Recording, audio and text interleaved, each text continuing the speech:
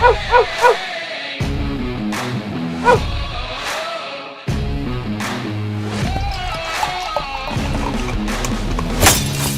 to another edition of the Dogger Pass podcast. This for UFC 301. Producer Megan is on the stick. Cody Saftik is on the line. We're going to Brazil, buddy.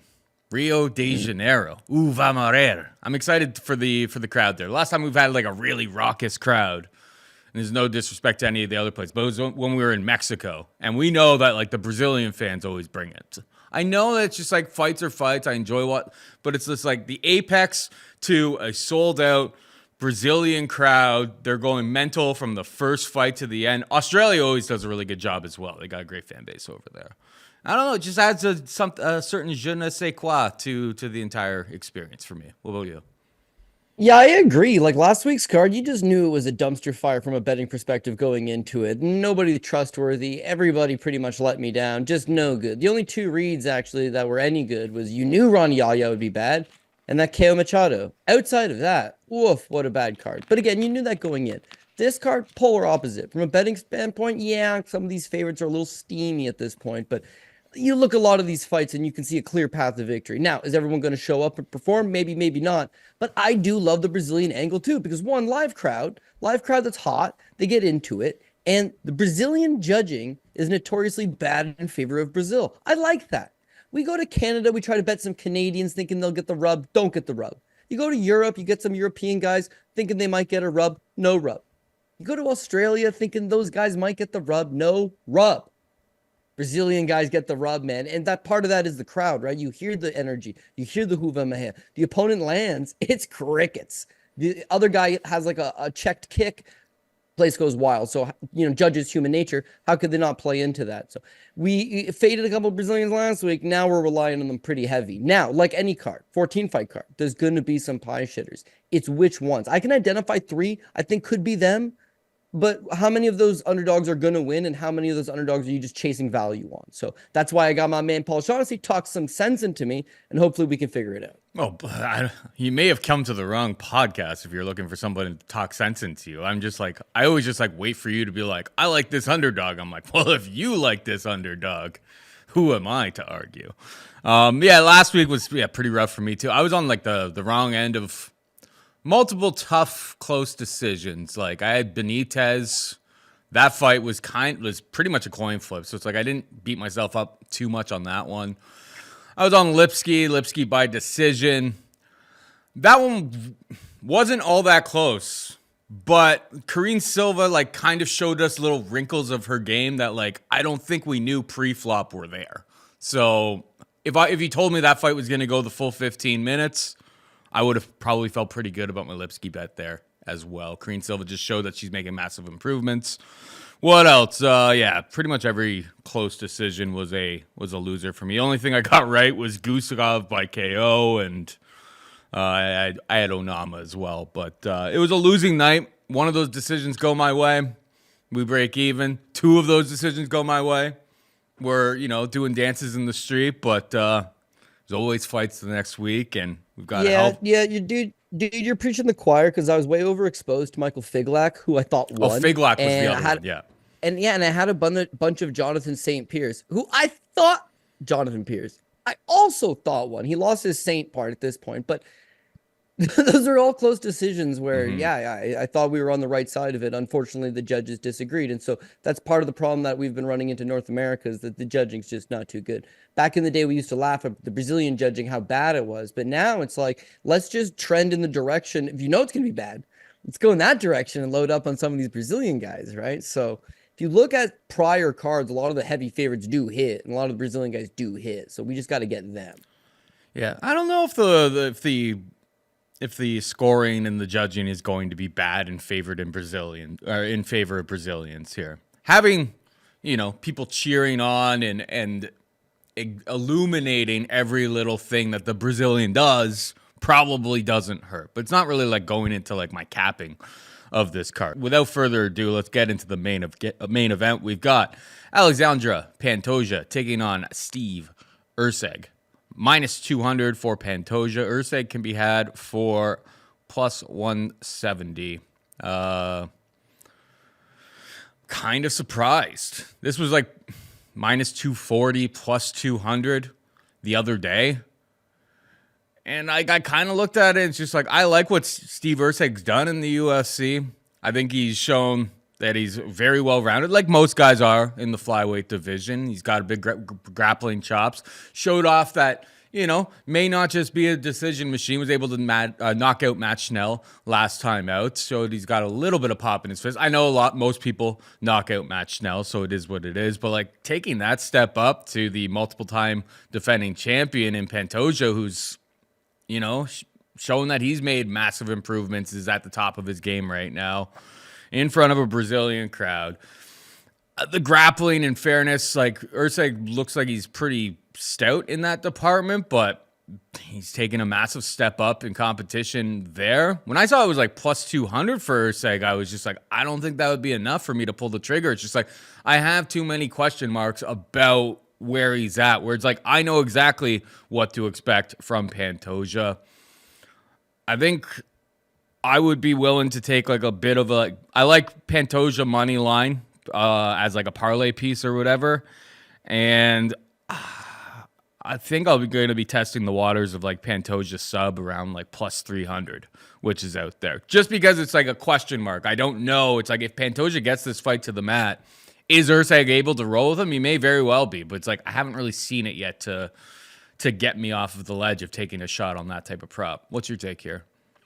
Yeah, flyweight divisions always had this problem where there's only so many contenders. And then once those contenders have either fought each other or are unavailable, at that point, you just got to give whoever has got their hand up the fight. And if you look at the flyweight division, it's like, well, wouldn't it make more sense for him to fight Brandon Moreno? But now Moreno's coming off a loss and basically just retired. Well, what about Brandon Royval?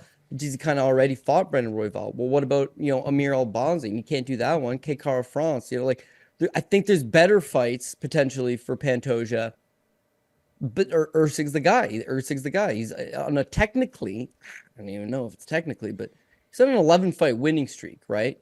The weird thing about that is that he's on an 11 fight pro winning streak, but he lost an amateur fight in 2019 while he was already a 5-1 pro, and that's his last loss. So he's only on a 7 fight winning streak since that amateur loss. That I don't quite understand why they would let a 5-1 pro compete in an amateur tournament, the Gamma tournament over in Singapore. But he ended up losing to Dennis Bondar in the finals. So I can't find any tape of that, but from like people's recollection or the vague few things that you can read up on it, and just got overpowered. Maybe got taken down by Bondar a bit. Since then, he's on a nice little winning streak, and I like Erceg. He's my kind of guy. Super blue collar. He's got a hell of a chin.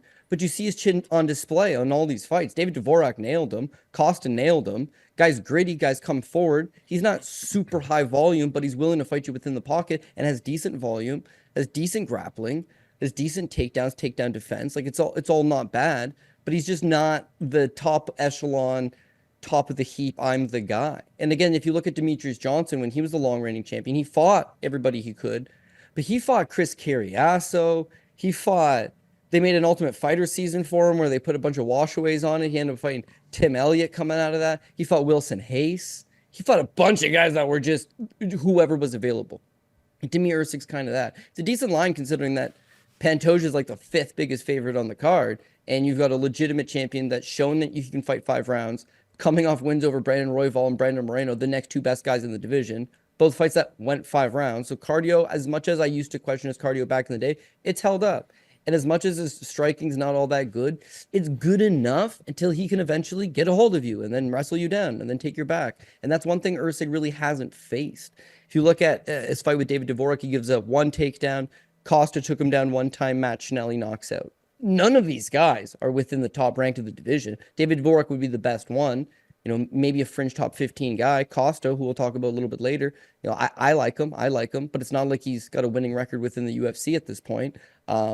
And then Matt Schnell, well, we all know about Matt Schnell and Matt Schnell's durability issues. So to go from that to a title fight just seems like a bit of a stretch. Now, Pantoja, like, I got to fault him in a lot of areas. I don't think he's that good of a striker. His cardio, even though he's gone 5 rounds in his last 2 fights, like, I think it's still questionable at times. There's parts of his games that I just really don't like, but he's very advanced on the ground. and he seems to be able to get his fights into that realm. And in many ways, we all like to hate on Aljamain Sterling, but Sterling's the same way. His striking's okay. It's not great. It's okay. His wrestling, guy wrestled in college, but in the UFC, just, it's good. It's not great. It's just once he does get that one takedown, once he does get you in a position where he can snake you and take your back, that's it. Like some guys can take you down 7 times in a round. This Oralbai guy we'll talk about later, they can take you down 7 times, but there's a lot of get up. Some guys take you down once, that's it. Those are the guys with tight iron control. Control's a problem. Pantoja's got excellent control. Erceg just doesn't seem like he's faced that. Next thing is that Erceg seems like more of a decision guy. Yeah, he's coming off a knockout win over Matt Schnell, but come on. Come on. Realistically, the option of him just chin-checking Pantoja seemed fairly low. Him just out-wrestling and out-grinding Pantoja seemed pretty low. And him relying on Pantoja gassing after Pantoja's coming off 2 better quality wins than this in itself seemed fairly low. So again, Pantoja's the play. Pantoja's the play because it's the main event. I know people don't love this hedging option. Blew up last week, not because I had to ride or die on Mintus Nicolau, only because, yeah, once Figlak lost, my second line's done. Once Lol top, idiot. I think doing good in the first round, and then just such a rush to get up with less than 30 seconds on the clock, gets a rear naked choke. Bad beats. I got stuck with the Nicolau bet on a ride or die, and I died. This week, if you put Pantoja on the top, hopefully you're sitting a little bit better. Going into the main event, you could throw a little feeler on Erceg if you wanted to. But in terms of value, in terms of guys that should win more often than not and have a decent enough price tag, yeah, Pantoja is probably a decent money line play this week. All right, we got Jonathan Martinez taking on Jose Jr. Aldo. Martinez, a minus 150 favorite. Aldo can be had for plus 130. Aldo coming out of retirement, but he has been keeping busy since, losing to Merab.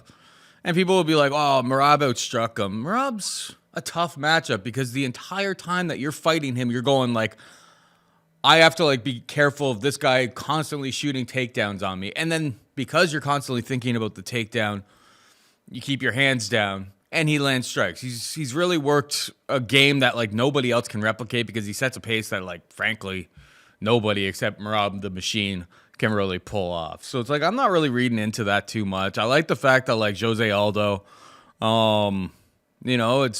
he's taking on 3 boxing fights since his retirement. Zambrano, Jeremy Stevens over in Gamebred Boxing, and then Espino. I don't know who those other 2 guys are, but the fact that he's at least still doing something doesn't seem too bad for him.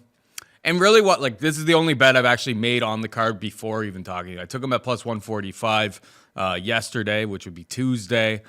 Just because I was Martinez has been fighting on a lot of these, Apex cards in front of nobody. It's this is a lot of pressure. Taking on a Brazilian legend. I mean, it's narrative nation 100%. If I'm wrong, I'm wrong. Martinez is a guy I've actually been backing in a lot of spots as the underdog. But it's a lot of pressure. You're coming into Brazil, strange country, strange food, strange environment entirely. And when you're walking into that cage, if you're not psychologically ready or you don't thrive for that stuff, people are going to be, screaming, "You shall die." The Brazilian crowds are intimidating, probably for the best of people. I haven't seen anything from Jonathan Martinez to lead me believe that that he's ready for that. I don't know. He may just come out here he could totally win a striking matchup here. Aldo's not always the highest volume by any stretch of the imagination, but I just thought it was a tough ask for Martinez to be taking on a Brazilian legend in Aldo. Obviously the weigh-ins are going to be important. Aldo, coming off of retirement, it is a bit of a question mark coming down to 135. It's always been a tough weight cut to 135 for him. He looks pretty skin and bones for sure, but I had to take a shot on the returning former champ. What about you? Okay, so that goes back to Narrative Nation and why fighting in Brazil is tough is that Jose Aldo doesn't necessarily need to win the fight as much as he needs to have moments in the rounds, and the crowd's going to be hot for him and the judges are hot for him. And as much as I think Jonathan Martinez probably just out volumes him and should win the fight on a points decision, It's Jose Aldo. Like, if you're a judge, you've been around the game for so long, you know, everybody knows him, and then you're a fan of him. He's still only 37. It's not like he's a 40-year-old, taking one last shot at it. As you mentioned, he's been boxing. He's still only 37. There's guys older than him in the division still cutting it. So why can't he just keep this thing competitive? And then again, you cheer for him, you root for him. Aldo's back. The King of Rio is back. And then that persuades the judges. So yeah, he's in it. And in many ways, it resembles he legitimately just beat Rob Font, don't get me wrong. But in many ways, that's how I think this fight likely goes down. Is that the Rob Font fight, Aldo gets outstruck pretty much every single round against Rob Font. He gets outstruck overall 149 to 86. But Font's got the jab going. Font's got the leg kicks going. Font's faster than him. Font's sharper than him. And then he would just crank Font with one shot, drop him, score two clean knockdowns over Font. And if he didn't knock him down, he stanky legged him. And even though he's getting outworked and he's getting out volume and he's getting out hustled, his ability to have those singular moments within the rounds is what wins him the rounds, what wins him the fight. It's a 5-round fight, and he wins 50-45. I think Saul might have scored one round the other way, but Saul be Saul. So can he do that again? Well, that's a couple of years ago now. And Font, durable, don't get me wrong, but yeah, not a great chin. Jonathan Martinez, same thing. If you look at his loss to Davey Grant, he's doing good in the first round. Second round, he just gets straight up chin check. A little bit problematic. His fight with Alejandro Perez, watch that one back. He's having a great first round, right? It might have been the second round. Tail end of the round, conk, right into an overhand right, stepping in, right? Dropped, buzz goes right away. He gets back up. It's not like he gets back up and he wobbles. He gets back up and kind of shakes his head, like shakes it off. But that in Rio, with the noise and the atmosphere and the heat, it's not a great place to be. So I'm not sold on Martinez's durability and his ability to avoid the same fate as Rob Font. But again, I go back to the fact that it was a couple of years ago. And Aldo, for as great as he is, when he stepped up to the Alexander Volkanovski fight, he had moments against Volk. And then he got a little tired and the volume just overtakes him. He gets outstruck 95-29, right? His fight with Marlon Moraes, technically, he got outstruck 59-58. His fight with Peter Yan, he got outstruck 194-83. His fight with Marlon Vera, he got outstruck 46-44.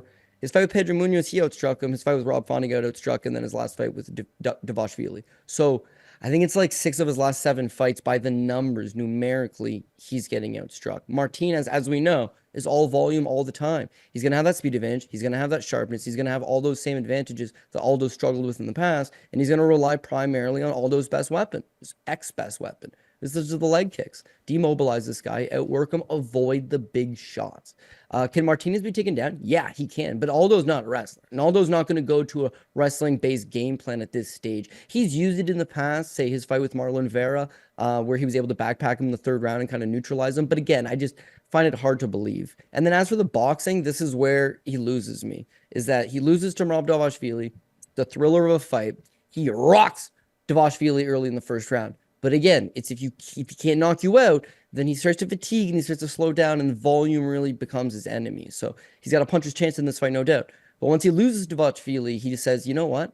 I'm going to try this, not influencer boxing, but just take these bullshitterson boxing matches and get paid good money, which is available for him. And he gets a Jeremy Stephens celebrity boxing match. And he does not look good, man. He looks okay the first 2 rounds, but when Stephens, who's also considered washed and done with MMA and looking for potentially a boxing payday, hangs around a little too long with him, he does the same shit.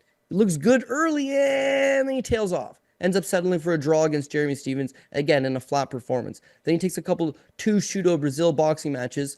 You can't say he looks better. He's just fighting lesser guys, and he gets a couple wins. Then he takes 10 months off, and there's probably a realization here that I'm not going to get paid $300,000-$400,000, $500,000 for a boxing match. It just didn't work out. He's 2-0-1, hasn't looked riveting. Nobody's got their hand up. No serious boxing promoters got their hand up to sign him for a serious contract. And none of these influencer boxing, misfits boxing, Logan Paul undercard, Jake Paul undercard type bullshit is that they're just not paying for his services. An ex-UFC champion at this point doesn't look like it. So UFC's coming to Brazil. Why not hop on the card? I'm not saying he's chasing a payday, but the UFC will probably give him a $300,000 flat rate. If he wins, he's looking at $500,000, $600,000. Plus, he's one of the few guys that can get sponsorships outside of the cage because he's a big, well-known guy. So it just makes more sense to take the MMA fight. Again, you're getting a 10-month layoff from his boxing days. He switched to boxing because I just don't think he had the heart in him, not the heart in him, but just didn't really want to do MMA anymore. And so to think he's going to come back and have reinvented his ground game or his wrestling or his leg kicks or anything other than his boxing and hopefully catch Martinez, who's potentially a bit chinny, outside of that, there's not enough outside of that for me to get behind it. So I got to go with Jonathan Martinez. But if he was to get cold cocked and knocked out and I looked bad, yes, so be it. That's one of Aldo's win conditions. Aldo also just having moments and rocking him a few times and squeaking out a tight decision is a win condition. Sure.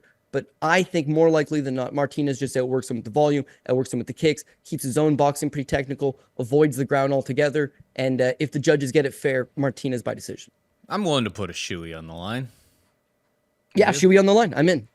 Right, we going? Is it a 2-1 shoey? What kind of odds you want on this? Is evens. I mean, it's okay.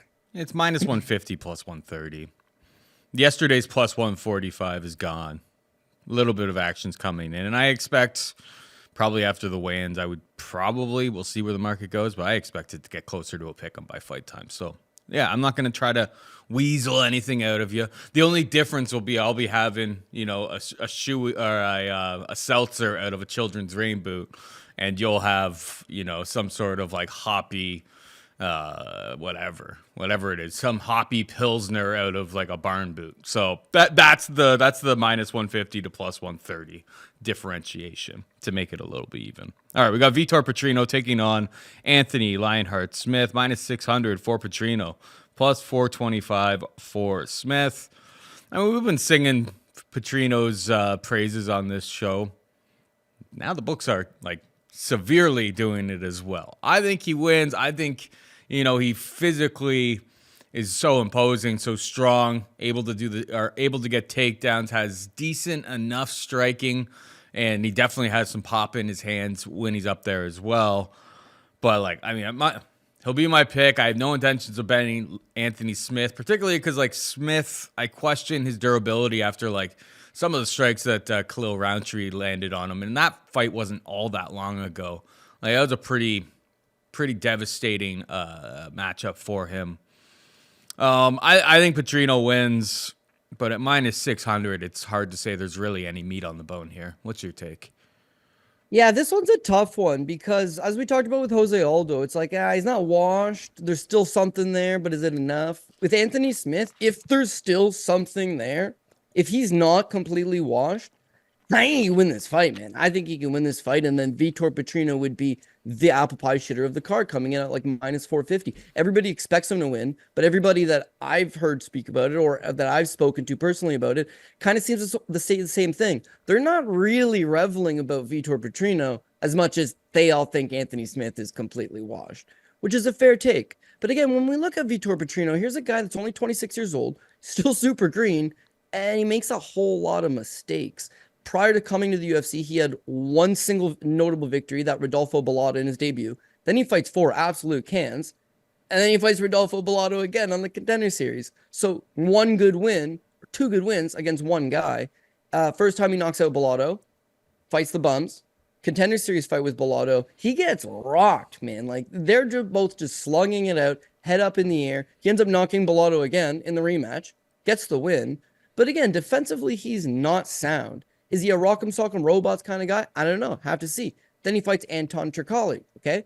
Anton's 0-4 in the UFC. So it's not by any stretch a quality victory. And in that fight, he got taken down 5 times. He got 7 takedowns of his own, but it was just like a sloppy grappling match where Turkalj had plenty of moments, got takedowns, couldn't hold top position.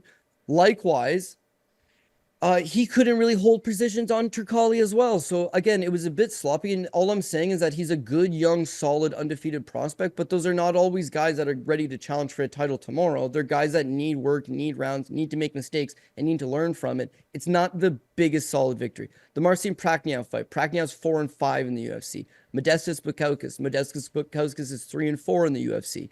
These wins over them, not to take anything away from them, but the Modestas fight, he lands 8 significant strikes through almost 7 minutes of action.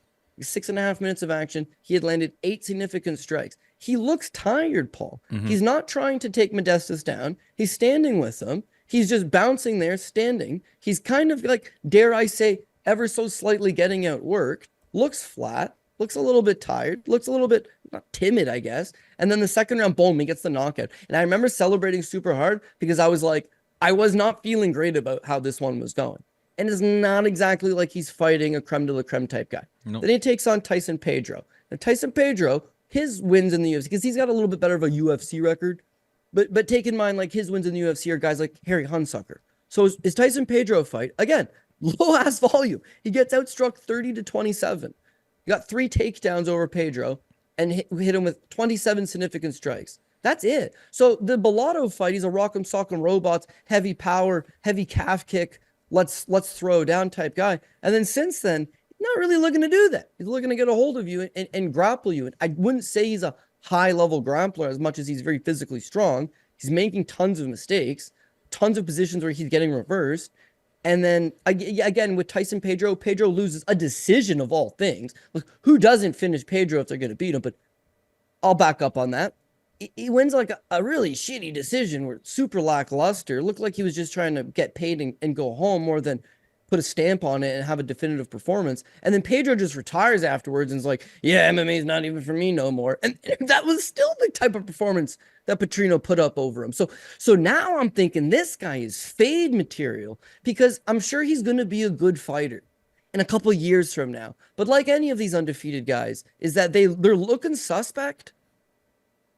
Someone's going to take advantage. It's just, is Anthony Smith that guy? And he's looking so washed right now that likely not. But keep in mind that Petrino is fighting the bottom of the barrel and at some point looking exposed. And Anthony Smith is fighting the best guys, and at least to a certain extent hanging. Hasn't beat nobody, not Ryan Spann, since like 3 years now. So that's a little bit concerning. But his losses are Khalil Roundtree, Johnny Walker, Magomed Ankalaev. Can you fault him for that? Career losses to Alexander Rakic, Glover Teixeira, John Jones, Thiago Santos. Only loses to reputable guys. Wins over guys that are suspect. And I'm almost thinking that Vitor Petrino is that guy because he's suspect to me. So now let's break it down more, less narrative, more actual technical standpoint. Yeah, Vitor's a lot stronger than him. And the calf kick, that's going to be a very good weapon for him because Smith tends to stand a little heavy on his feet. Likes using that jab, likes using his technical boxing. And I would say technically, Smith's a better a technical kickboxer. Volume, way more volume. But if you're looking for sheer power and damaging blows, no, Petrino has got the ability to knock out Smith standing if he was to land with a big shot. He's also got the ability to just snap off that low calf kick and really mess up Smith, who we've seen struggle with some of the stuff in the past. In terms of Smith getting the fight to the ground, yeah, also Vitor, a very physically strong guy. So Smith getting his own offensive wrestling going is going to be very difficult. So Petrino could just kind of sprawl and brawl him, use that wrestling to keep the fight standing. He still needs to catch Smith. So if he doesn't catch Smith, he'll get outworked on the numbers by a fair margin because he just doesn't throw enough. If you look at other guys that he's fought, they're not as good as Smith standing. If you look at other guys that he's wrestled with and grappled with and experience level and talent level, and none of which are Anthony Smith's level. So this is a huge step up for him. He's knocking on the door of his first loss, and they're trying to feed you him at minus 450 on this card. So on a personal level, it feels so trappy to me. Smith is very likely washed. No, can you talk me out of that? Is Smith completely washed? If Smith's washed, and that's a likely case here, then load up on Vitor Petrino. He's going to make it look easy. But if you're trying to sniff out guys at high price tags that shouldn't be that high of a price tag, he's target number one. Yeah, I mean, here's the thing: is that it's called the Dogger Pass show, and I'm pulling in my pass card on this one. Like, I have no intention of getting invested at minus 600 on Vitor Petrino. While I think he wins, it's just like, yeah, the last time out there against Tyson Pedro was like big time red flags. It's like, this is a guy you're supposed to be able to gas out. You're supposed to be able to like finish him off late. And it's just like, he basically was just able to like get takedowns, hold position, and win rounds that way. Like, it was not an impressive. It was so close. Yeah. And then you go back to like, yeah, Turkali fight. It was like, I mean, against Turkali, he was like a pick 'em. That's why I like bet him in that spot. And that fight was, yeah, greasy, very competitive. Like, I don't know. There's been definitely red flags all along the way. And then now they put a massive price tag next to him. It's just like, I think he They're looking is. to cash in. I mean, light heavyweight division is a pretty weak division, to be perfectly honest. So I'm not going to be shocked to see him in that top 10, top 5 type of situation here, coming off of, like, if he gets this win, he's kind of into that. But it's like, I don't know if it's this fight. I think it's that next fight. And we're not going to get like minus 600, but like we'll probably get like, he'll probably be like a minus 300 favorite against somebody in the top 10. And that's where we probably fade. But who knows? I guess we'll find out on Saturday. Another big favorite, and it's like a capital G guy of mine. Okay, this market moved a little bit since I made the actual board. But on the board, it says minus 700, Michel, Pereira. Ihor, Potieria can be had for plus 500. When I look at it now, these markets are always moving, especially when you got big favorites like this. It's back to like minus 550. So some people are taking the shot on Ihor, Potieria. Obviously, we have been a, captains of the Michel Pereira fan base, except for you, I guess. The one time like you really were completely against him was when he took on, what was Tristan Connolly. Just Tristan Connolly. And boy, oh boy, ever since that fight, he kind of changed his game entirely. Started fighting a lot more smart, started, managing his cardio a lot better, a lot less jumping off of the cage, doing crazy helicopter kicks and stuff like that, and just using the actual skills and talent and ability that he actually has. Potieria is stepping into this fight for Makhmudmuradov. Just going through Twitter, looks like the UFC officially announced it on April 18th, so that's basically 2 weeks. Potieria missed weight at 185 pounds last time out. This is another fight. It's kind of a cop-out, but it's like, haven't been the biggest fan of Potieria. I've liked Pereira a lot better at 185 because I think he hasn't had to show it yet, but I think he's going to be able to have even better cardio because he's not sucking himself, completely dry to get down there. Obviously, he's just been icing fools in his first 2 middleweight fights so far since moving up. I think he wins. I think he wins probably by knockout, but again, it's a chalk piece that I feel like it's just this number's out of hand. Won't be pulling the trigger on Ihor, but yeah, Pereira's the pick. It's kind of another cop out, but it's like there's multiple fights on this card that's like I don't really I understand why the underdog is a big underdog. I just think that like there's really no quote unquote value on the current money lines. So Pereira for me, but buyer beware. Yeah, I can't fault you on the last one because I totally agree. It's like I want to just pass on Vitor Petrino at this line, which is tough to do on this show, but I'm also not an insane person who bets Anthony Smith in 2024. So such a tight spot. This one I don't see it. I think you got to roll the dice here and go with Pereira, the rightful favorite. Ihor Pereira, it's not like Potieria is terrible. I know that the knock on him was here's a guy that's really just cannon fodder and has beaten a lot of low-level guys, and then he beat an aged Shogun and danced on him. And after that, it was just like nobody likes the guy. But him at 185 is the weight class he should be at. And then his last time out, we actually backed him against that Robert Erceg guy, who was a total fraud. You look at his record, super fraudulent. And when you get Potieria at a plus 140 underdog over a guy that's terrible, yeah, for sure, let's take it. But outside of that, I just don't see enough out of him. He's got good head movement. He's a guy that's going to come forward, try to fight you in the pocket, make you difficult for you to hit him, and just try to return fire. His win condition is hitting you early, and likely knocking you out. Yeah, wins over Erceg by decision, but a fight that he took on short notice and misses weight. And now this fight, taking it on short notice, and yeah, I don't know. Coming down from 205 if he can even make 185. But if he does, I know he was supposed to fight like a month from now. If he does, shortens up his camp, doesn't make the weight, even if he does make it, but it's close, I think he's going to be one of these gut around round and a half guys in him. Come at you, 7.5 minutes. If he can land that kill shot, great. If not, not so much. His loss is Nikolai Negumereanu, right?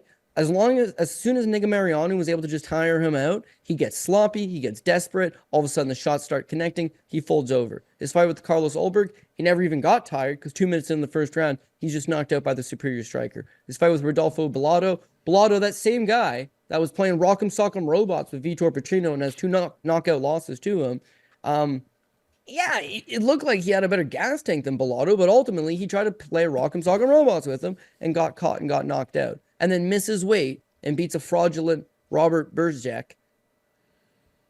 And now he's back. Now people are backing him. Like, I don't know, man. I don't think he's reinvented at 185 by no means. No, I just, there's money coming in on him. The line's not super crazy, I don't think. No, I think probably what really happened here, to be perfectly honest, is like we've been taking the lines from Bet Online recently just because like that tends to be like, you know, the sharpest market moves and stuff from my experience of like watching these markets for the last like 15 years. And I think probably what ended up happening is people are like arbitrage. So like somebody else probably had, they're taking like arbing positions, I would imagine is what happened there. There's probably, when it was up plus 550, there's books that probably had like plus 500. So people are banging both lines. They're taking the minus 500 and the plus 500 or plus 550. If you bet, it's real nerd stuff. you know what arbing is, right, Cody? All you don't? Good. Just to go into the fight and just finish this one off real quick for you, Paul. Again, it's like Ihor is just one of these win condition, quick knockout guys. I don't see a whole lot of substance out of him. The ground game I don't think is all that good. The cardio is not all that good. The durability is not all that good. If he's matched up with a lower level type guy, he can win. If not, Pereira takes over. Pereira, meanwhile, he's 8-2 in the UFC, and there's a strong ass argument that he could be easily 10-0. Which fight has he ever really lost? So he wins his first like 2 fights, crazy knockouts. The loss to Tristan Connolly, you're right, huge.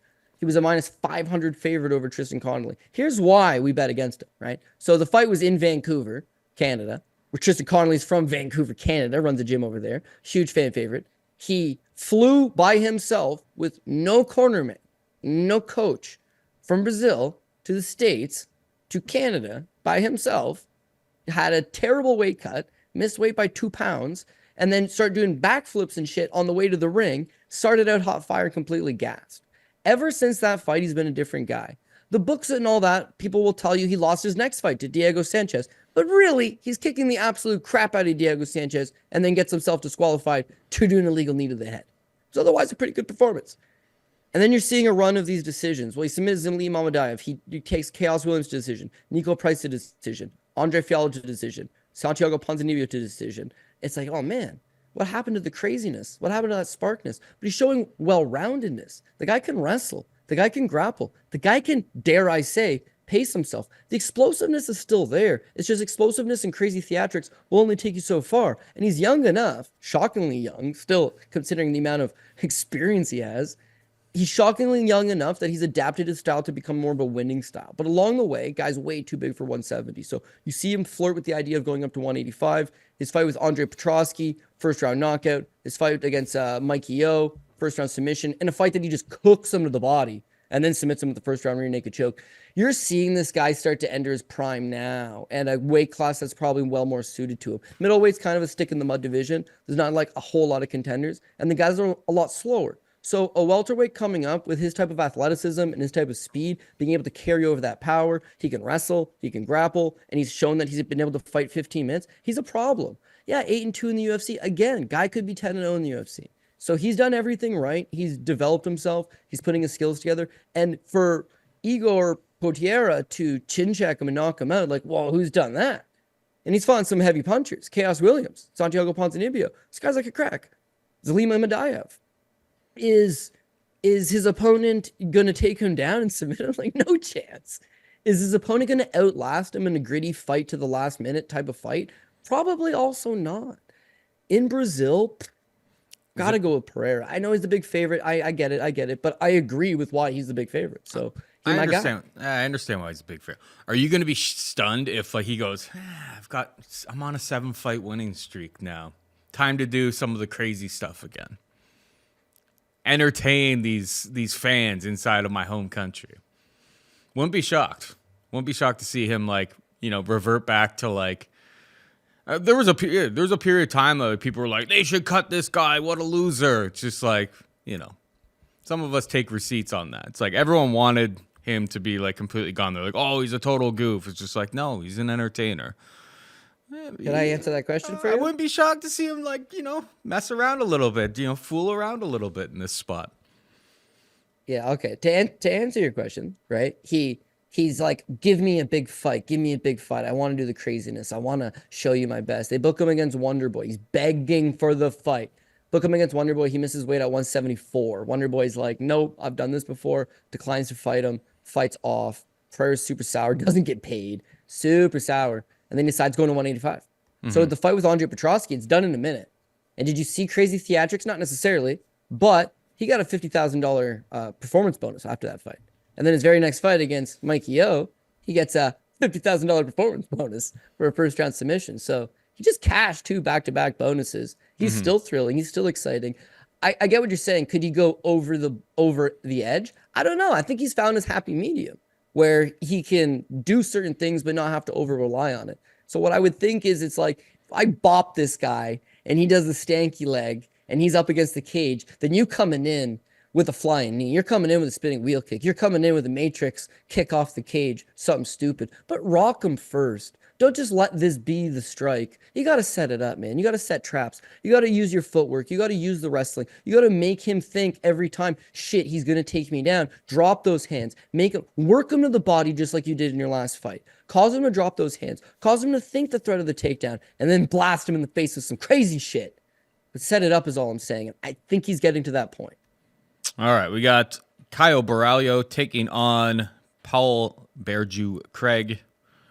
Minus 600 for Caio Borralho, plus 425 for Paul Craig. Who you got?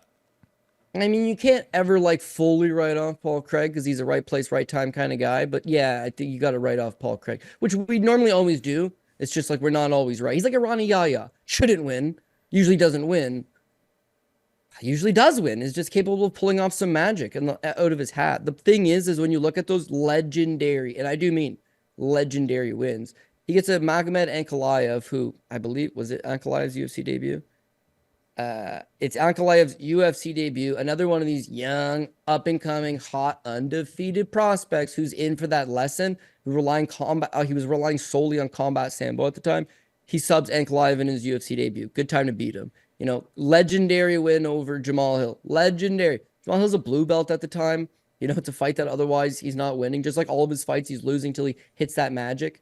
His fight with Nikita Krylov, a guy that's winning till he's not. The fight with Andre Muniz. I mean, Muniz is just kind of another one of these guys that has no cardio and no will to fight beyond getting a quick submission. So I'm not shitting on him because he has legendary wins. But at the end of the day, it's like he just does have no striking to fall back on. Defensively, he's not sound. Doesn't move his head. You hit him, he's wobbled by everything. It's like every punch that lands seems to draw a reaction out of him.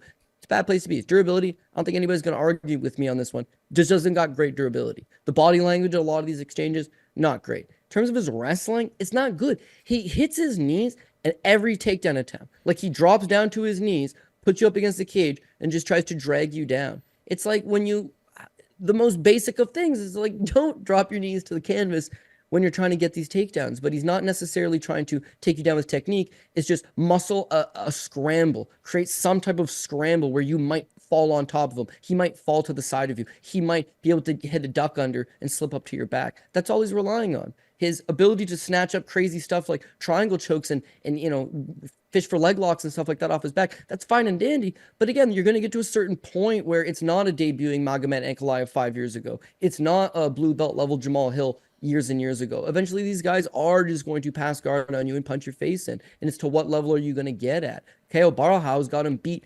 absolutely everywhere. He's got a far better gas tank, he's got far better durability. Even though his striking is super low volume, that's a knock on him. It's not like it's any lower volume than Paul Craig, and it's way tighter. It doesn't have a ton of power, but way more than Paul Craig, and enough power to take Paul Craig out. His jiu-jitsu, meanwhile, is his bread and butter. Far better wrestler than Paul Craig. If Craig shoots on him, he's not getting him down. Caio either sprawls him out and ends up on top, or Caio just pushes him out of the way and moves off. If KO takes him down, do you really think Paul Craig's going to throw up that magic, that sweet stuff? Do you think he's really got that little bit left in him? I'm leaning towards, yeah, he could try, but in throwing up your legs, in fishing for the leg lock, you're going up against the best grappler you've fought in quite some time, a guy that's likely just going to stop all of your attempts and put an absolute beating on you, and high-level BJJ black belt. Like, I just don't know that Paul Craig is subbing that guy. And if he doesn't sub that guy and he's going for these moves, he's leaving himself open. If you don't get the triangle choke, you're getting your guard passed. If you don't get the leg lock, you're getting your face punched in.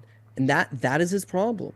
And when he does fight guys that it's like, okay, well, this guy's actually a good grappler, you know, like Brendan Allen his last time. Like, he has absolutely zero success with his own grappling. Not to say he can't bust out some magic. The magic's always going to be there for him, but you can't rely on it, especially as you get older and you take more damage and you take more blows. And the drop down to 85, dope move. But is it too late in his career? I don't know. And career wins over some of the best guys at 205, but at 185 again, like, is this his new home, or was he just able to take advantage of a weak division back when he was in it? Again, I'm not trying to take anything away from him, because he's like him and potentially Derek Lewis, two of the biggest overachievers in UFC history. They're making something out of virtually nothing. I can't overlook the fact that there's not a whole lot there. So I think KO just stuffs him similar to the way that Brendan Allen was able to just neutralize him and then start racking up some damage and take advantage once he tires. Yeah, I would have been more inclined to take Paul Craig if I hadn't seen Abus Magomedov fight, where it's just like Caio usually gets takedowns, holds top position, rinse, repeat. He obviously has some submission skills, but you know, he's taken guys way lower level than Paul Craig, at least in terms of jiu-jitsu capabilities, all the way to decisions. So I feel like Caio showed us. Yeah, go ahead. Said Caio showed us, like, last time out against Abus Magomedov that he can win that fight too. And, like, you know, at the end, it's never exciting with him. Like, he's pretty methodical, boring. But it's like, I feel like particularly early in this fight, he's not going to put himself in a position where you end up in Paul Craig's, you know, guard and potentially get trapped in something. It'll probably be a little bit more slow paced, a little bit, you know, boring potentially. But yeah, Caio, I think, wins, and maybe by decision. What's the prop on that? I know he did knock down Abus once though, so maybe knockout is in play, but. Yeah, I'm thinking he knocks him out. I'm thinking he just stuffs him and gets on top of him and puts a beating on him. That's my personal take. The Magomedov fight, great example that you brought up, is that he likely, maybe, he loses that first round with Magomedov, but he does a great job of just allowing Magomedov to burn himself out, and then turns out the Jets 2 and 3. Like, he's got that cardio and that ability to adapt. So, barring a Paul Craig quick submission, like, I think there's only so much you can have a guy on half guard, passing to mount, you know, ground and pounding you, softening you up, taking your back. Like, Caio's got a nasty back take. Like, it's all in play. So I would take a shoey bet with you if you want to take a fight goes the distance. But my guessing is that fight goes the distance is plus money. So I wouldn't doubt you to just pass on that one. Yeah, it's almost 2-1. No, I'm not taking a shoey bet on that. Okay. Yeah, Paul Craig's durability. I mean, I feel like if Paul Craig wins, it would be the submission. He opens up a can of magic beans again, but like that's even like 9-1. It's like, is it a 10%, 12% outcome? Probably. Like, I don't know if there's much that gets me too excited about this one. We'll see where the other prop markets open up. But yeah, no, for me, like, Caio by who knows. Either way, you know me. It's like I don't play many of these like minus. You have the PRP and you do that, but it's like I don't spam too much of this like super chalk. And like the last 3 fights we've talked about, minus 600, minus 550, and minus 600, just doesn't get unless I really like the underdog, which I see the reason for all of these guys to be the underdog. It tends to be a pass from a betting perspective for me. This show is sponsored by BetterHelp. We all carry around different stressors, big and small. When we let them bottle up, these stressors can affect us negatively in our everyday lives and stall the pursuit of our long-term goals. Therapy is a safe space to get things off your chest and figure out how to work through whatever's weighing you down. It's important to learn positive coping skills and how to set boundaries to start to affect your life in a positive way. There might even be some things that you're not even really thinking about that are keeping you from being your best self. So if you're thinking about starting therapy, give BetterHelp a try. It's entirely online, designed to be convenient, flexible, and suited to your schedule. Just fill out a brief questionnaire to get matched up with a licensed therapist. You can switch therapists at any time for no additional charge if you're not liking it. Visit betterhelp.com/doggerpass today and get 10% off your first month. That's BetterHelp, HELP.com/doggerpass. We move on to the prelims portion of the card. We got Joanderson Brito taking on Jack Shore, -170 for Brito, +145 for Jack Shore. Here's the thing, Cody. I feel like Jack Shore, you used to fight at 135. A fight against Brito, I think he's just given up. It's kind of like when the one loss that he has on his career, Ricky Simon, right? Giving up lots of physicality. I feel like his style, his ability, these are the kind of body frames, kind of, powerhouse guys that are going to cause him problems. I think Brito is the rightful favorite here. I wouldn't even be shocked by Brito sub, Jack Shore being reckless going in and just getting caught in a guillotine or something. What's your take here? Yeah, I'm going to agree with you. So Joanderson Brito is a powerhouse against anybody at 145 pounds. He's just got that reckless physicality. And whereas I do wonder, is he just going to gas out on me because he can't keep that pace going? He's not really given any real indication. If you look at his fight with Diego Lopez, technical decision on the Contender Series, but he looked good through those 2 rounds before it got called off. His fight with Jonathan Pierce his last time out, I mean, he's got taken down. He's get beat up a little bit. Tide is starting to turn, and yeah, he fights through it. So with Brito, I think if he can carry it for 2 rounds and you can't finish him in the third, which would be very difficult to do, he's going to win, especially at home in Brazil. That's all at 145. Jack Shore, not that I don't like him. I used to rate this guy. I thought he was going to be a decent prospect. Look good against Aaron Phillips. Look good against Hunter. I didn't even look great against Hunter Asia. It's a split decision. But him getting those takedowns against a guy that's a very strong wrestler in Asia shows that he's another one of these guys like Brett Johns from PFL Bellator. Solid Welsh fighter, good durability, good scrappiness to him. Can wrestle, can grapple, can strike, but is more of a well-rounded guy, more of a generalist. Ludovic Shalinian puts up great numbers in that fight. Timur Valiev, quality win, tight fight. Couple knockdowns on Valiev is what steals it for Jack Shore. And that in itself saw well and dandy. Gets absolutely thrown around by Ricky Simone. And therein lies the problem to me, is that he just got tossed around by Ricky Simone effortlessly at 135 pounds. All his fights are at 135 pounds. Then he takes some time off. He regroups himself. He does move to 145 for his last fight against Makwan Amirkhani, but he didn't look great in the first round. Makwan gasses, which Makwan tends to do. Makwan's now released from the promotion, lost on the regional scene, and is retired. Take it for what it's worth. But Shore beats him in a good but not great fight at 145, and then takes, 10 months off since then. So Makwan's fought since and retired all in that time frame. So Shore's not super active. I don't think he's got really, other than his feet sort of wet at 145. I don't think he's a massive long-term threat at 145. He already struggled with that strength and physicality at bantamweight.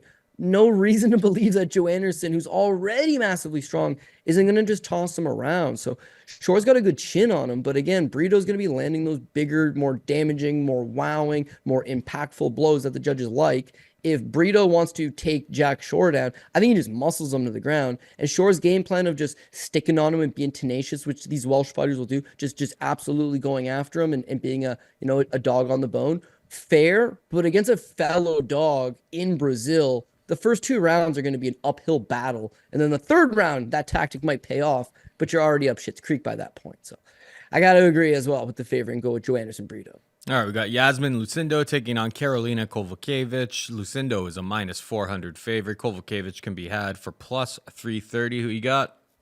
Yeah, so you need to squeeze in some dogs at some points, but this one feels like I'm just forcing it. Carolina would be definitely dog money. I think Pat Mayo would agree with me on that, and I think when you're offering this kind of price on a girl that's on a 4-fight winning streak, looks, I wouldn't say reinvented. She's 38 years old, pretty much done at this point, but 4-fight winning streak. And she's a savvy veteran, so she knows what to do in order to win. Iasmin Lucindo is quite the opposite. She's 22 years old. She's just very young in the game so far. One loss so far is their debut against Iasmin Jauregui. Outside of that, looked good against Brogan Walker, looked good against Poliana Viana, but that's super low-level competition, Paul.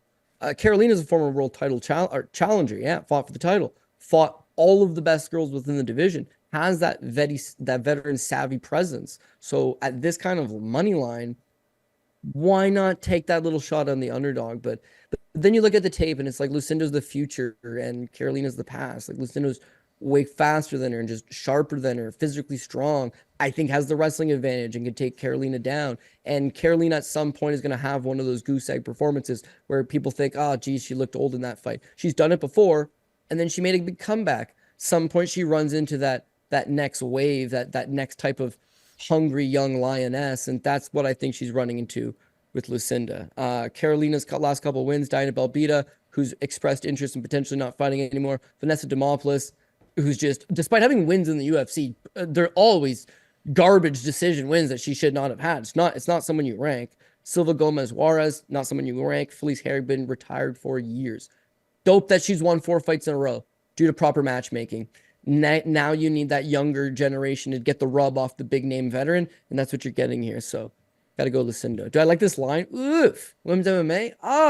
You know it's going to be close. It's going to be competitive. It's going to be competitive enough.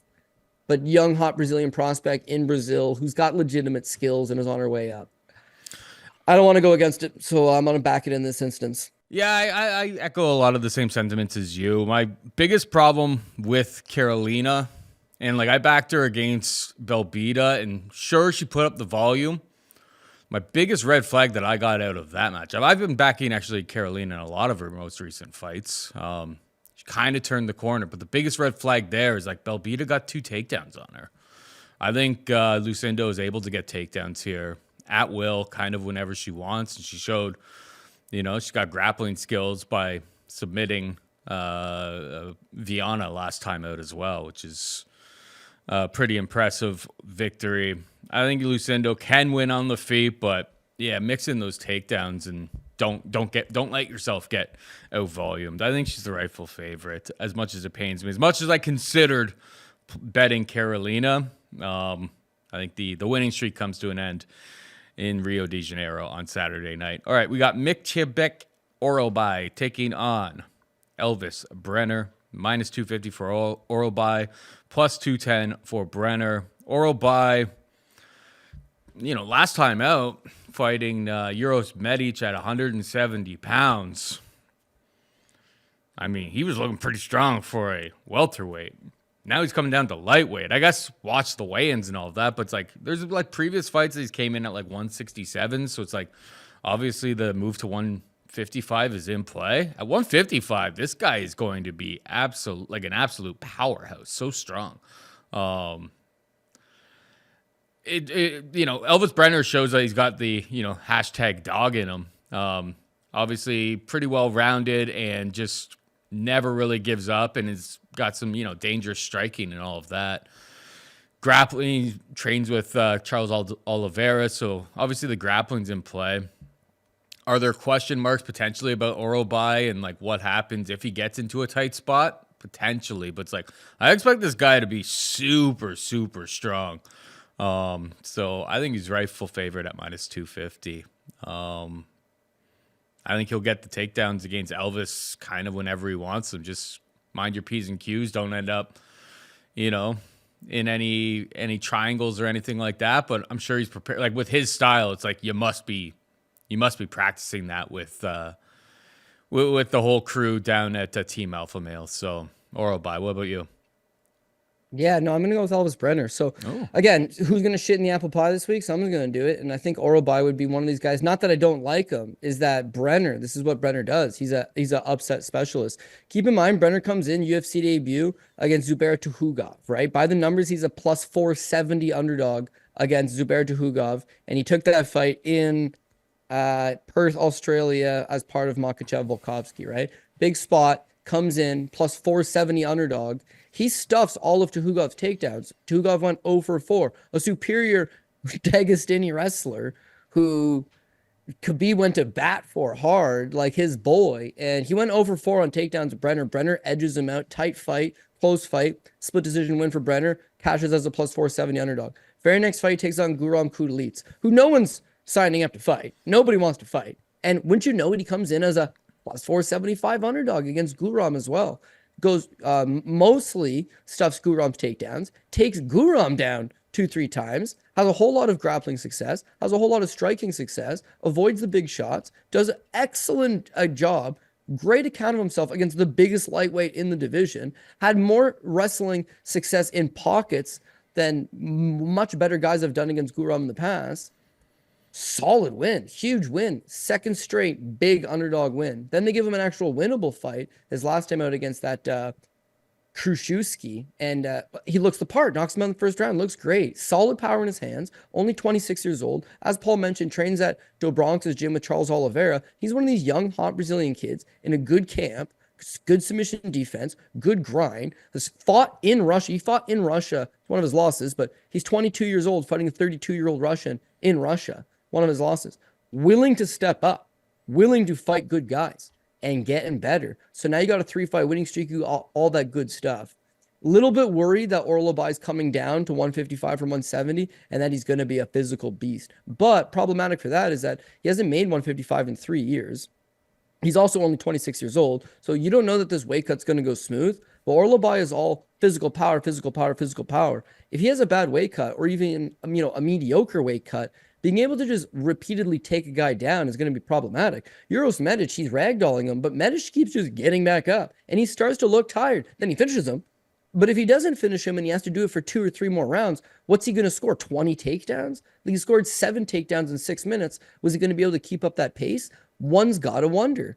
Meanwhile, you look at Elvis Brenner. Well, he has been ragdolled around by big guys. He's been in there with the gamut, with better grapplers, better wrestlers. And his takedown defense has stood up. His ability to scramble and get back up has been pretty good. And stand-up wise, he's got Oralbai all day. Like, people will tell you, look great against Uros Medic, 7 takedowns, this and that. I agree. He had 8 significant strikes landed.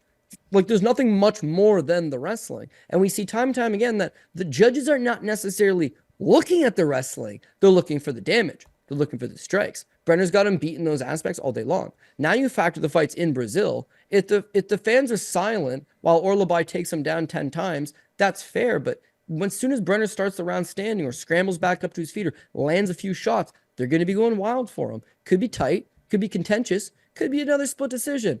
I don't give a shit. Brenner's live for all those reasons. And you add this plus money that looks juicy. I think he'd be one of your dogs to target this week. So I'm going with Brenner. Big call from Cody. All right, moving on down. We got John Silva taking on William Gomis. Minus 120 for Silva, plus 100 for Gomis. Action came in on Gomis in the last 24 hours quite a bit. He was up to plus 150 in some spots. So yeah, interesting to say the least. Who you got here, buddy? Yeah, so this is another tight fight that you could see it. You could see it being close. You could see it being competitive. I had to end up going with Sorry, let me just see where I have my notes. Okay, yeah. If this fight takes place anywhere else, I think Gomis might win. Gomis is one of these guys that's super fleet-footed. He's not looking to stand in the pocket. He's not looking to exchange. He's not looking to chase a $50,000 bonus. He's very in and out. He's very lateral. It makes you chase him around. So in his first fight against Yarno Aarons, he mixes in a few takedowns of his own. It's really not that great of a fight. In fact, he almost loses it on a triangle. But he beats him, sure. Not a great performance. His next fight against Francis Marshall, again, not great. He gives up a couple takedowns. His striking is low volume because he's not throwing in combination. He's throwing one at a time and he's darting in and out. And then his last time out against Guillermo, he's just no good. So you can beat a guy like that all day. So in retrospect, really, there's not a whole lot that I love about him. But when you watch the fights, he's fighting like a smart style of just not really overly engaging, not taking a whole lot of risks, and using just a speed advantage to come in and out of the pocket, touch you up once, leave. Not like a poor man's Wonderboy Thompson or nothing, but similar type idea. Just don't be there for the counter.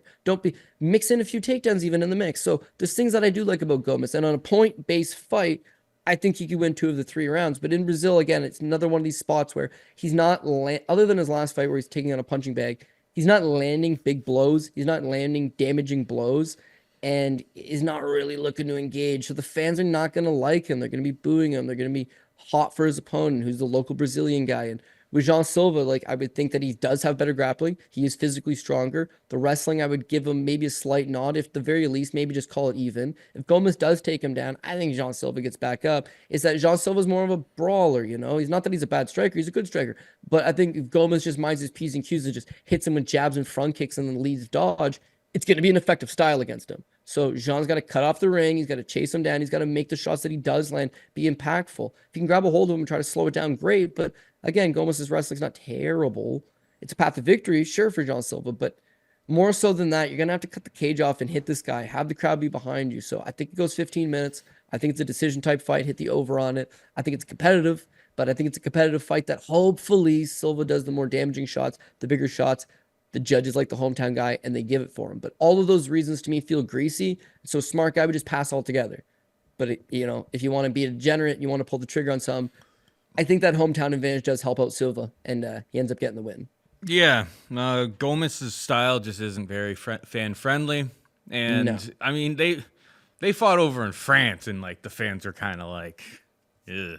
Like they weren't even really backing their own guy there. I feel like you summed it up pretty well. It's like the more impactful, exciting moments I think will be Jean Silva. I expect this fight to be, highly entertaining or at least from Silva's side, I expect him to be like, going for the finish, whereas Gomis minds his P's and Q's, counter strikes, and I think in front of this crowd, that's where the slight edge will go. So I don't really agree with.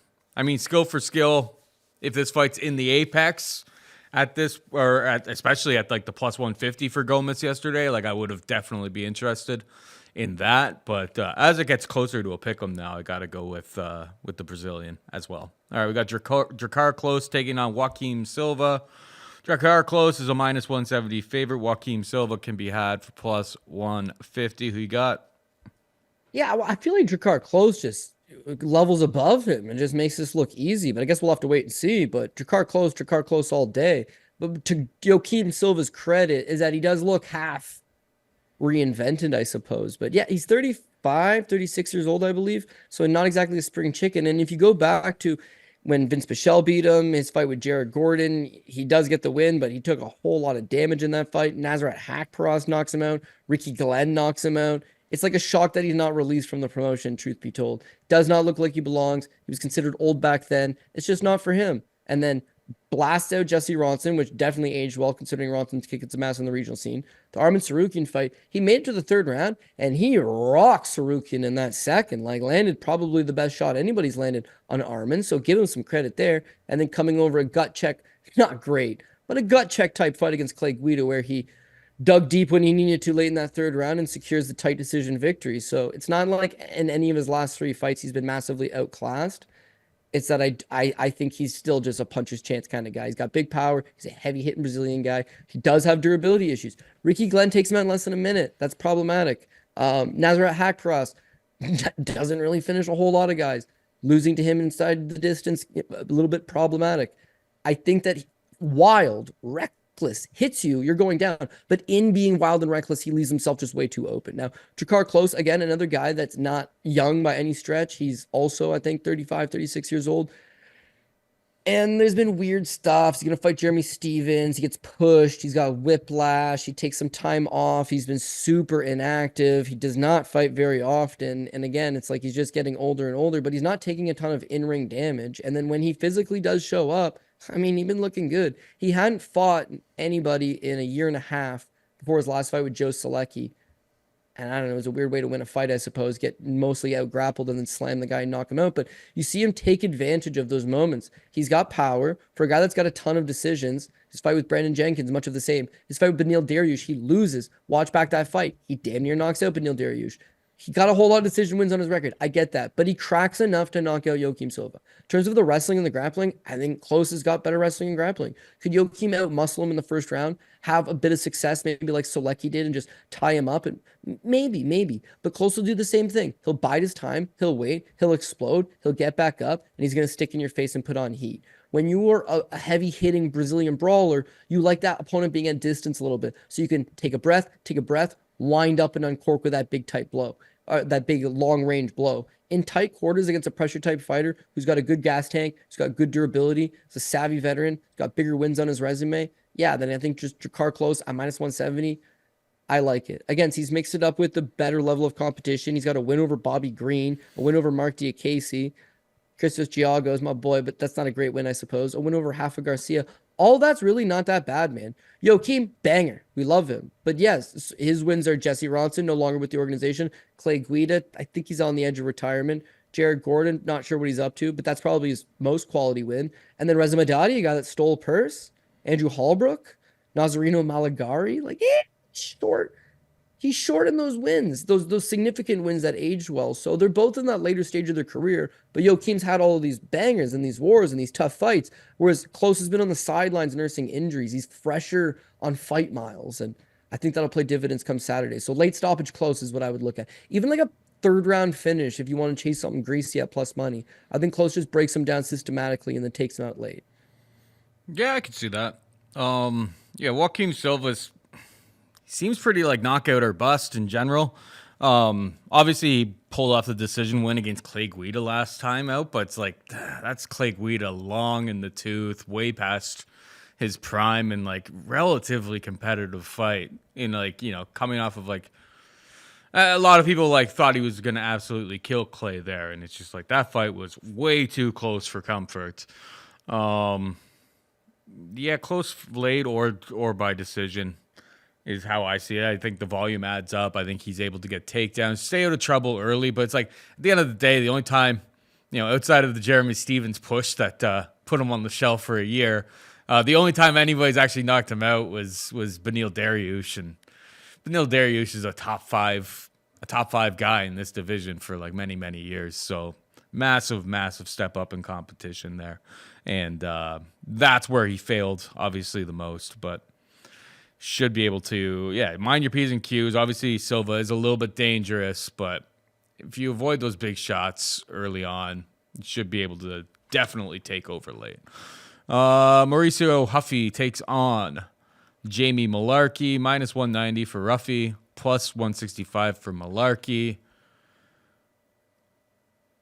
Australian wrestler going into Brazil, take on a knockout specialist in Brazil. I don't know. It's tough to trust Jamie Mullarkey, particularly like even when he does have success. That chin's a question mark, big time. So it's Ruffy by knockout for me. What about you? Yeah, I'm going to agree. So this one's pretty straightforward. Jamie Mullarkey's just not a durable guy. This is the course of his career. All of his losses. He lost to Alexander Volkanovski back in the day. I won't fault him for that, but he got knocked out in the first round. Then he lost his very next fight to a guy named Luke Kudabug. The guy was 5 wins, 6 losses, and a draw. And he got knocked out in that fight too. His fight with Brad Riddell didn't get knocked out, took a ton of damage. His fight with Razaham, his wrestling bails him out. But you can see when he's getting hit in there, it's only just like a matter of time. Knocked out by Jalen Turner, nasty knockout. His fight with Naimov, he's a minus 600 favorite. Looks good in the first round, melted in the second round as a giant favorite. And then his last time out, Nasrat Haqparast, who's not a bad fighter, but he's a total decision guy. Like when Haqparast knocks you out, it's a problem. And so this is all of his losses before the UFC, in the UFC, when he's a big favorite, when he's a big underdog. He's just like, he's always going to be a big problem in that regard. Mauricio Ruffy, meanwhile, he's not 9 wins. I think it's 8 finishes, most of which in the first round, first or second round, banger, looking to take you out. Beyond that, all them fights are at 170 pounds. But he's coming down to 155 pounds, which I imagine he's going to be a big boy.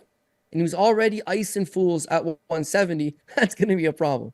And if you were worried that he can't carry it into later rounds like he was, a gas bag, that last fight with Raymond Magomedaliev on the Contender Series, again, up at 170, takes him out in the third round, stuffed all 3 of Magomedaliev's takedown attempts.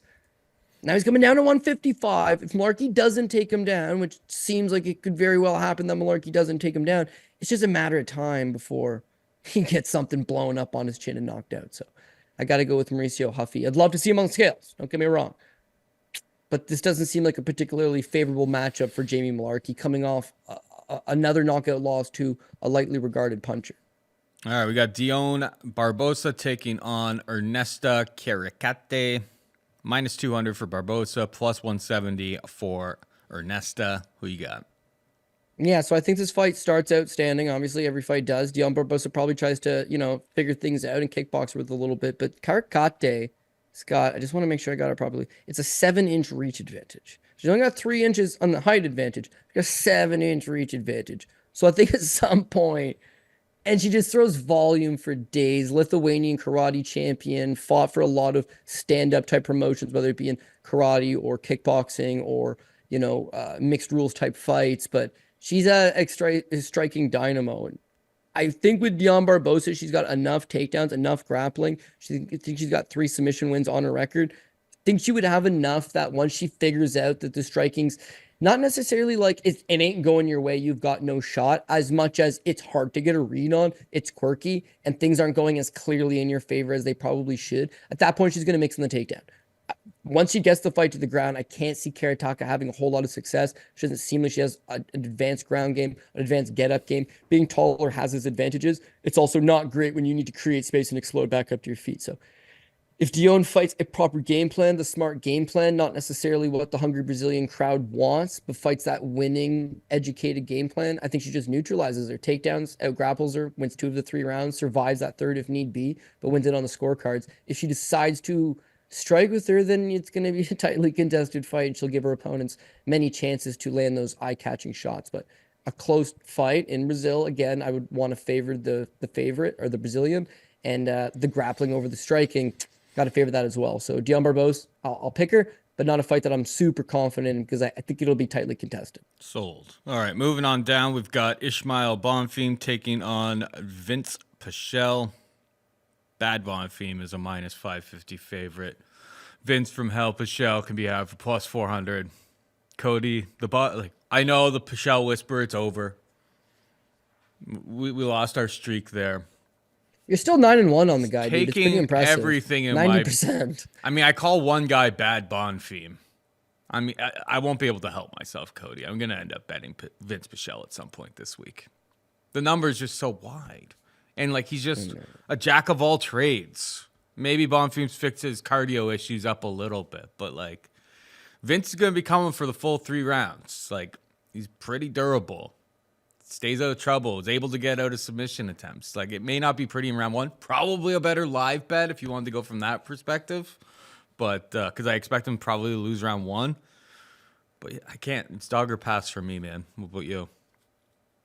Yeah, you call him Bad Bonfim. To be honest, I think he's good. You've said that multiple of the times. Two. Maybe I think he's they the may better both of the be two. bad though. They may both be very, very overrated as far as I'm concerned. That I will actually agree with you. I don't think neither of them are particularly good, but he's the better of the two. He looked really good in the contender series against that Nariman Abasov, who had a long in the tooth record, fought good guys in Russia, was a legit fight.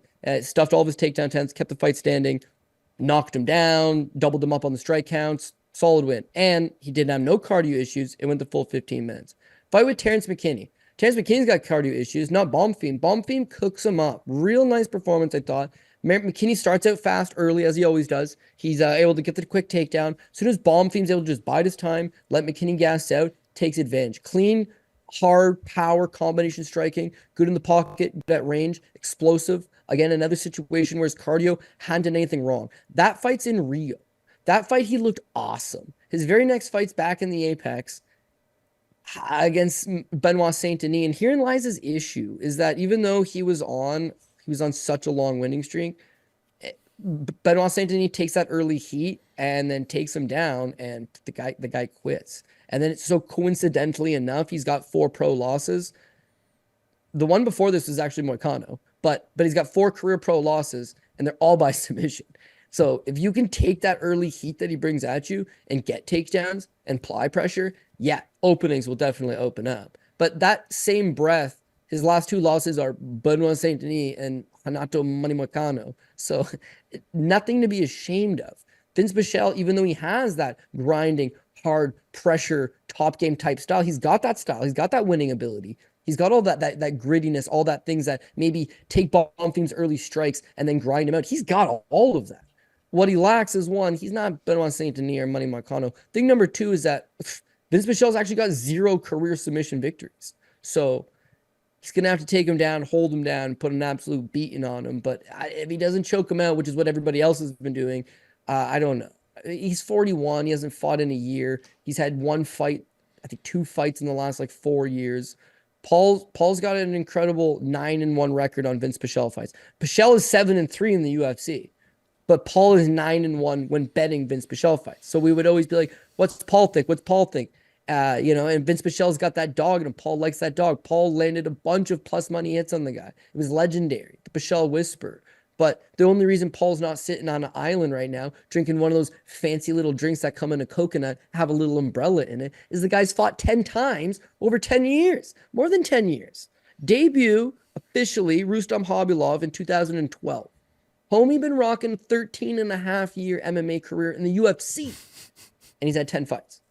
So just that the inactivity, the injuries, the on and on, off again, the 41 years old, going to Brazil, taking on this powerhouse Brazilian kid that figures to be a little bit better than he was at last time out. And Paul was finally wrong for the first time ever. 9 straight Pichel picks. And then his last time out, he took him against Mark Madsen. Fair pick. Good fight.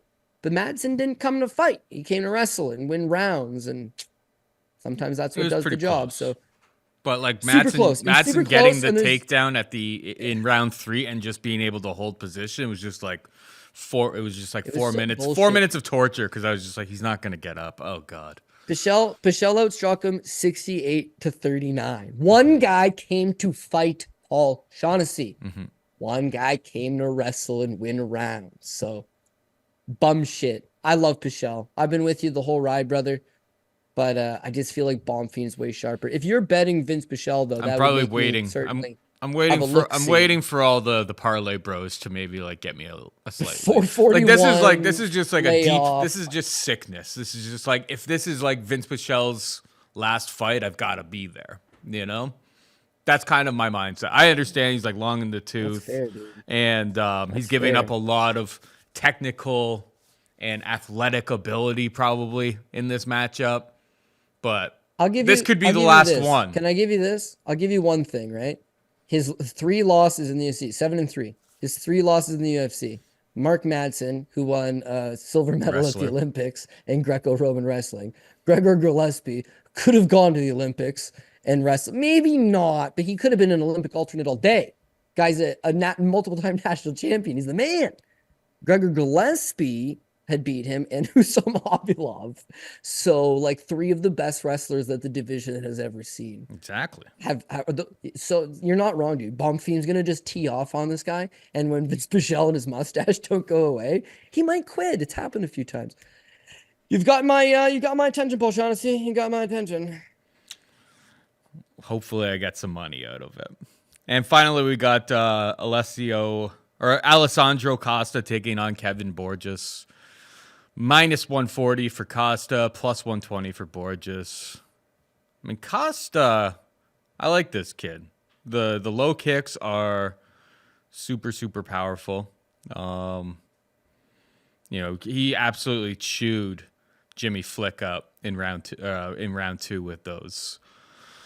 And the 2 losses in the UFC, Amir Albazi, well, he was supposed to fight Brandon Moreno for a number 1 contender fight. Obviously, Albazi pulls out, and Brandon Royval steps in against Moreno, and Brandon Royval pulls out the upset there. But it's that was a really, really tough fight coming off of Contender Series. Hey, here's Amir Albazi, a top 5 guy and a guy who's right up there in the title conversation right now. And the other loss is against Steve Erceg. And frankly, in all of these matchups, he hasn't looked so bad. He doesn't look completely out of place. Maybe that speaks more to this division in general. But yeah, I don't know. I'm kind of surprised, but that this number is so short. To be perfectly honest, I feel like Costa Maybe the volume's not great, but like Borges's volume hasn't been like too out of control. Plus, like Victor Diaz was able to take him down 5 times on Contender Series. He's Costa have a little bit of a wrestling game that he hasn't really been able to show off. I mean, he took off Erceg once. He only got taken down by Albazi once. Like, there's certain factors of this game I don't think are completely flushed out. We don't completely know, but it's Costa for me. What about you? Yeah, I'm gonna agree. Costa's got he's a fire hydrant type guy. Albazi went 1 for 4 on takedowns attempts against him. Jimmy Flick went 0 for 4 on takedowns against him. Erceg went 1 for 8 in takedowns against him. The guy is very difficult to take down. And then standing, yeah, he's got that power. I'm going to agree with you. He's low on volume. It seems like everything he throws is heavy power, and as such, he's not looking for long-winded combinations. He's not looking to land, a bunch per round as much as just making what he does land count. But that fight with Jimmy Flick, he had landed 66 significant strikes and a knockdown in 6 minutes. So he's landing like 10 strikes per, not second, but per minute, like just bopping on Jimmy. But Jimmy at that point was reduced to one leg because of the calf kicks and a demobilized target with no striking in return. So those guys he can tee off on. Outside of that, he's a little bit low volume. His fight on the Contender Series, he shot 0 takedowns. His fight with Amir Albazi, he shot 0 takedowns. His fight with Jimmy Flick, he shot 0 takedowns. He did shoot 6 against Erceg and got 1 of them. And so that at least shows that he's more willing to go to a wrestling heavy game plan if need be and exchange in those grappling type situations and survive and not gas. He went 15 minutes with Erceg. And that's why MMA is such a sick, twisted bish. Erceg's headlining the card in a title fight, and Costa is the very first fight on the card in a Facebook prelim 14 fight card. Not on a Facebook prelim, but you get what I'm saying, Paul. It's the bottom of the card. So, yeah, that's what a win and a loss will do. But he was competitive with Erceg. I liked what he brought to the table. With Kevin Borjas, he's just a body, but he's a serviceable generalist. Come in there, take some shots, give some shots. As you mentioned versus Victor Diaz on the Contender Series, he got taken down 5 times, and like up until Diaz gassed, he would just take him down almost on command. That's problematic. His fight with Joshua Van styles on him, outstrikes him, really puts the foot on the gas. But the biggest thing is this kid comes in and just swings for the fences. Just swings for the fences. Doesn't allow himself cardio because he can't. Because he's not saving anything. He's just going for it. It's a fun fight, but he leaves way too many openings and he gives up 2 more takedowns to Joshua Van. When I look at Alessandro Costa, he's durable enough to probably take those big shots. He's just got to stay in the fight, stick with it, land some takedowns of his own, make his shots count, and he grinds this thing out. So I got to go with Costa to get the job done. All right. We are just about out of time, but before we go, Code, hit him with the PRP. It's favorite heavy, but that's the kind of card it is, I guess. We're going to go with Alexandre Pantoja, Jonathan Martinez. Like, Smith could be a PRP pick, but I think I'm smart enough to go with Vitor Petrino. Michel Pereira, I do like. Caio Borralho, I do like. Joanderson, Brito. Iasmin, Lucindo. Okay, Elves, Brenner. That's our dog number 1, baby. We're going to go with Jean Silva. That will be close. Drakkar, close. Mauricio, Ruffy. Dion, Barbos. Like Vince Pichel's maybe that dog number 2.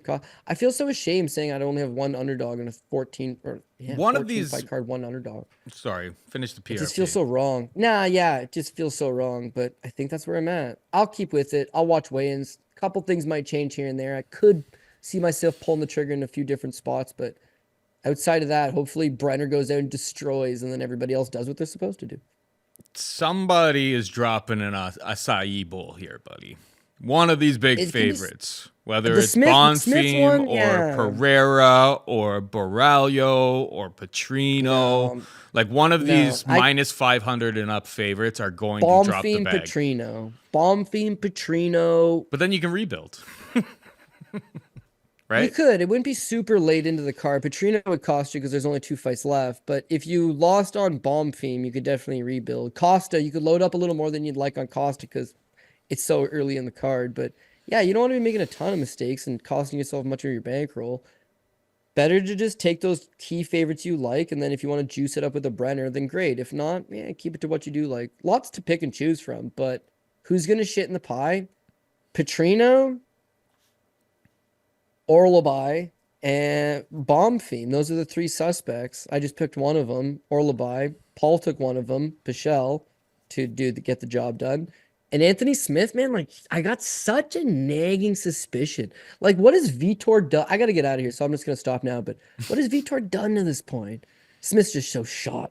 Okay, let's get out of here, Paul. Well, I mean, Smith's greatest thing in his wheelhouse has been his durability, and I suppose he's coming off of a pretty rough knockout loss against. Like maybe that's the mindset, but I agree. It's just like minus 600. It's like it's a hefty. Like he was like a pick 'em against the Swedish guy, the Swedish whatever machine. You know who I'm talking about. Yeah, Anton.